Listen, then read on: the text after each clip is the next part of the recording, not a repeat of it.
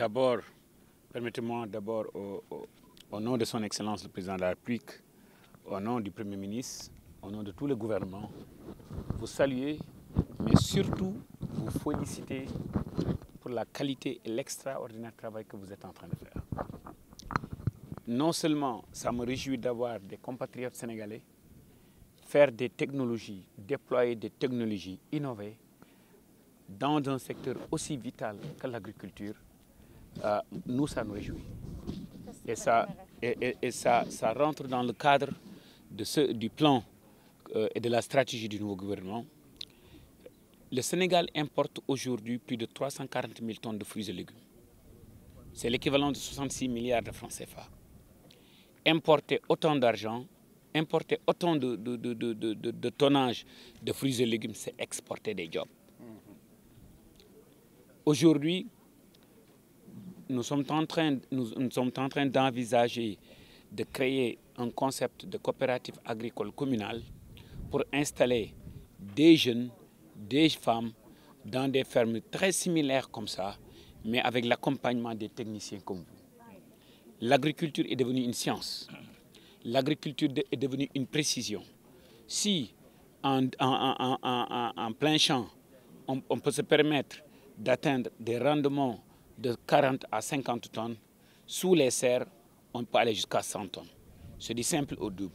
Donc vraiment, il est l'heure que nos filières de formation, et au passage, je félicite nos 3 écoles de formation, à savoir le Centre national de recherche agricole, les ISEP et IFSAR, pour avoir formé de jeunes talentueuses jeunes dames qui sont en train de faire un excellent travail sous le mentoring des seniors comme M. Fall.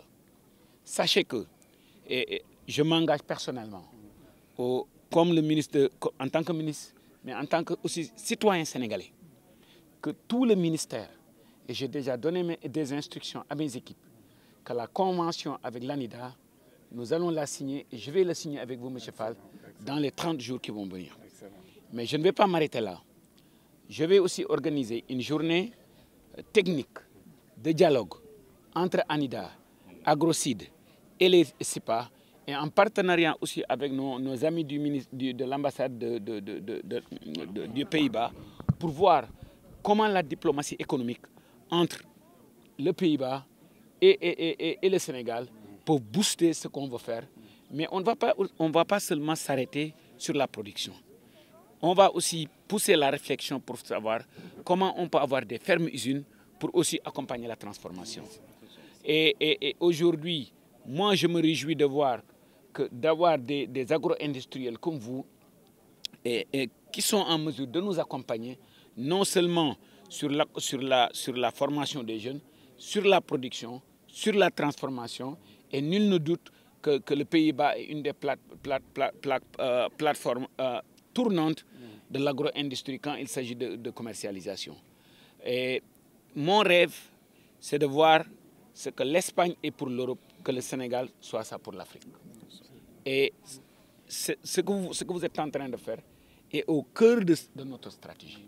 En tout cas, je vous remercie et vous félicite. Je ne peux pas terminer mes propos sans remercier nos parents de Kirène. Et ce bon voisinage entre agro-industriels et les populations autochtones, où, au lieu de faire seulement de la responsabilité sociétale en offrant de l'argent, on leur aide à gagner de l'argent. Je dis souvent que c'est notre devoir, c'est notre droit de gagner de l'argent, mais c'est de notre devoir de créer des emplois.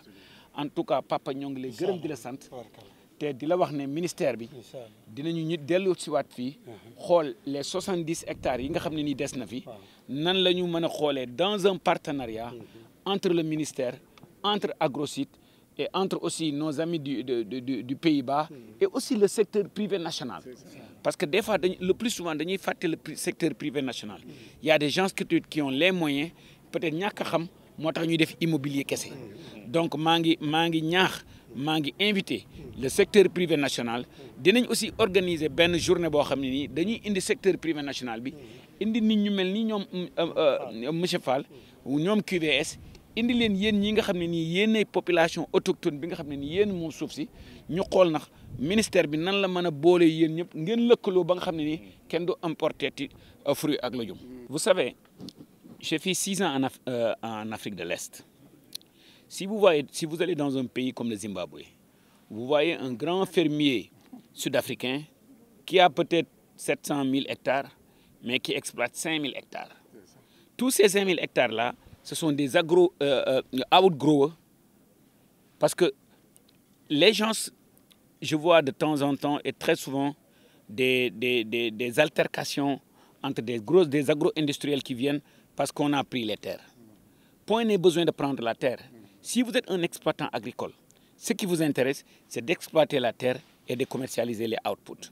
Et aujourd'hui, l'une des stratégies que nous pourrons très vite déployer, c'est de prendre des agro-industriels comme Agrosite, comme les locomotives, et de les faire entourer par des petits producteurs, relever le plateau technique par la formation. Et là, les ISEP sont là, le Centre national de recherche agricole sont là, les universités sont là. Et maintenant, c'est de déplacer les salles de classe des amphithéâtres dans les champs comme ça et de relever le plateau technique.